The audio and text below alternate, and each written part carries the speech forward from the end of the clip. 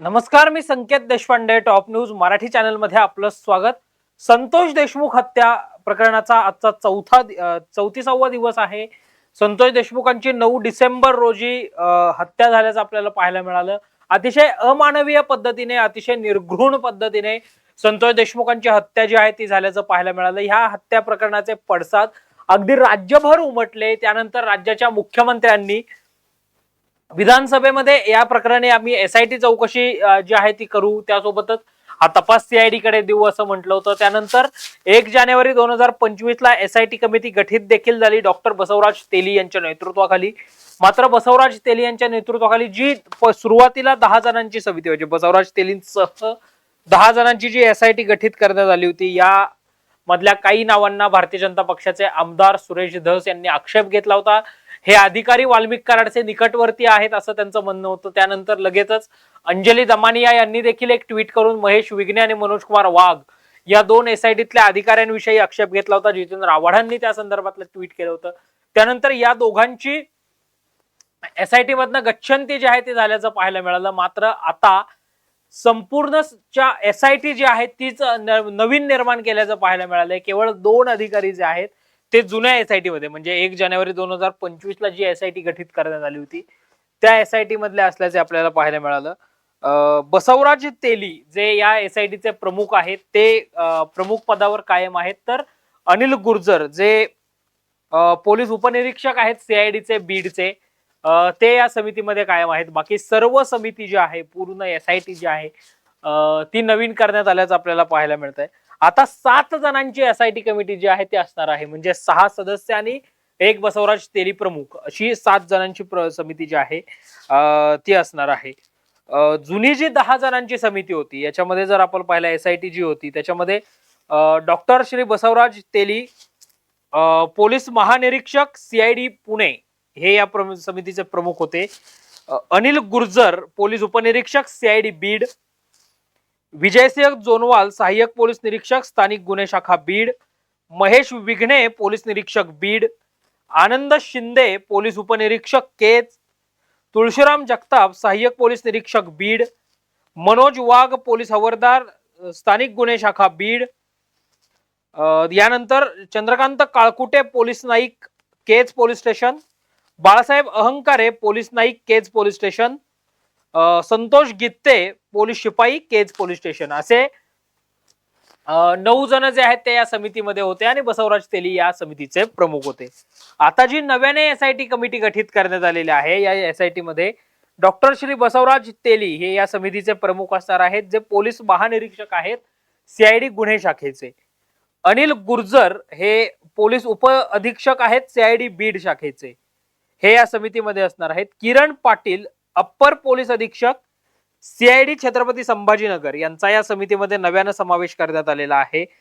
Subhash Muthe police निरीक्षक CID Beed, Akshay Kumar ढिकणे police निरीक्षक भरारी पथक CID Pune, Kiran Patil upper police अधीक्षक हे या समितीमध्ये आहेत. शर्मिला साळुंके पोलीस हवालदार भरारी पथक सीआयडी पुणे, श्रीमती दीपाली पवार पोलीस हवालदार सीटीएनएस सीआयडी पुणे यांचा या समितीमध्ये जो आहे तो समावेश करण्यात आल्याचं पाहायला मिळालं. एकंदरीतच संतोष देशमुखांची ज्यावेळी 9 डिसेंबर 2024 ला अतिशय अमानवीय पद्धतीने हत्या झाली, निर्घृण पद्धतीने हत्या झाली, हत्या झाल्यानंतर सर्वत्र संतापाची तीव्र लाट जी आहे ती उमटल्याचं पाहायला मिळालं. संतोष देशमुखांच्या हत्येला आज 35 दिवस पूर्ण झाले. या 35 दिवसांमध्ये राज्याच्या मुख्यमंत्र्यांनी एसआयटी कडे तपास देणार म्हटलं होतं, ते दिलं गेलेलं आहे. सीआयडी कडे तपास जो आहे तो करण्यासाठी देऊ असं देखील राज्याचे मुख्यमंत्री म्हटले होते. 2 प्रमुख घोषणा ज्या मुख्यमंत्र्यांनी केल्या होत्या त्या मान्य झाल्याचं पाहायला मिळालं. मात्र ज्युडिशरी इन्क्वायरी म्हणजे कायदेशीर जी तपासणी आहे ती मात्र अजून झालेली नाही. संतोष देशमुख हत्या प्रकरणामध्ये आतापर्यंत काय काय झालं हे जर आपण पाहिलं तर संतोष देशमुखांच्या हत्येच्या 2 दिवस अगोदरच म्हणजे 6 डिसेंबर 2024 ला पवनचक्की प्रकल्पाच्या अधिकारी आणि कर्मचाऱ्यांना मारहाण करण्यात आली होती. जी आवदा पवनचक्की आहे त्या कंपनीच्या अधिकारी आणि कर्मचाऱ्यांना मारहाण झाली होती, ज्याच्यामध्ये संतोष देशमुख यांनी मध्यस्थी करून ही मारहाण जी आहे ती सोडवली होती. त्यानंतर 9 डिसेंबर 2024ला संतोष देशमुखांचं सुरुवातीला अपहरण झालं, त्यानंतर त्यांची हत्या झाली आणि बीड जिल्ह्यातल्या मांजरसुबा रोडवर संतोष देशमुख यांचा मृतदेह मिळाला. याच दिवशी धनंजय देशमुख जे संतोष देशमुखांचे बंधू आहेत त्यांनी तक्रार जी आहे ती नोंदवली. 10 डिसेंबरला सामान्यांचा रस्ता रोको, सर्वसामान्यांचा रस्ता रोको जो आहे तो पाहायला मिळाला. 10 डिसेंबरला जयराम चाटे आणि महेश केदारला देखील या प्रकरणी अटक झाली. 11 डिसेंबरला क्राईम ब्रँचच्या पथकानं प्रतीक गुलेला अटक केली. याच दिवशी म्हणजे 11 डिसेंबरला वाल्मिक कराडवर खंडणीचा गुन्हा दाखल झाला आणि त्या दिवशी म्हणजे ज्या दिवशी त्याच्यावर खंडणीचा गुन्हा दाखल झाला त्या दिवशी हा वाल्मिक कराड मध्य प्रदेशातल्या उज्जैन मंदिरामध्ये महाकालाचं दर्शन घेण्यासाठी गेला होता आणि तो फोटो या वाल्मिकने सोशल मीडियावर देखील टाकल्याचं पाहायला मिळालं होतं. यानंतर 13 डिसेंबरला बीड बंदची हाक देण्यात आली होती आणि याच दिवशी म्हणजे 13 डिसेंबर 2024ला हा संपूर्ण तपास सीआयडी कडे वर्ग करण्यात आला होता. 14 डिसेंबरला केज पोलीस स्टेशनचे जे निरीक्षक होते महाजन ते सक्तीच्या रजेवर गेल्याचं पाहायला मिळालं आणि याच दिवशी विष्णू चाटेची राष्ट्रवादी काँग्रेस पक्षातनं हकालपट्टी झाली. विष्णू चाटे हा राष्ट्रवादी काँग्रेसचा युवक अध्यक्ष होता, त्याची राष्ट्रवादीतनं हकालपट्टी झाली. त्यानंतर 18 डिसेंबरला विष्णू चाटेला अटक झाली. 19 डिसेंबरला संतोष देशमुखांचा पीएम रिपोर्ट आला म्हणजे पोस्टमॉर्टम रिपोर्ट आला. या पोस्टमॉर्टम रिपोर्टमध्ये संतोष देशमुखांना मारहाण झाल्याचं स्पष्ट करण्यात आलं आणि याच दिवशी म्हणजे 9 डिसेंबरला महाराष्ट्राच्या विधानसभेचं अधिवेशन सुरू होतं आणि या अधिवेशनामध्ये गेवराईचे आमदार विजयसिंह पंडित यांनी हा पीएम रिपोर्ट सभागृहासमोर ठेवला आणि अक्षरशः सर्व सभागृह निशब्द झाल्याचं पाहायला मिळालं होतं. सर्व सभागृह स्तब्ध झाल्याचं पाहायला मिळालं होतं. यानंतर 21 डिसेंबरला बीडचे जे तत्कालीन एसपी होते अविनाश भारगळ त्यांची बदली करण्यात आली आणि नवनीत कौवत हे बीडचे नवे एसपी झाले. याच दिवशी शरद पवारांनी सुरुवातीला देशमुख परिवाराची भेट घेतली. त्यानंतर सरकारचे प्रतिनिधी म्हणून अजित पवारांनीही 21 डिसेंबरला संतोष देशमुखांच्या परिवाराची भेट घेतल्याचं पाहायला मिळालं. 24 डिसेंबरला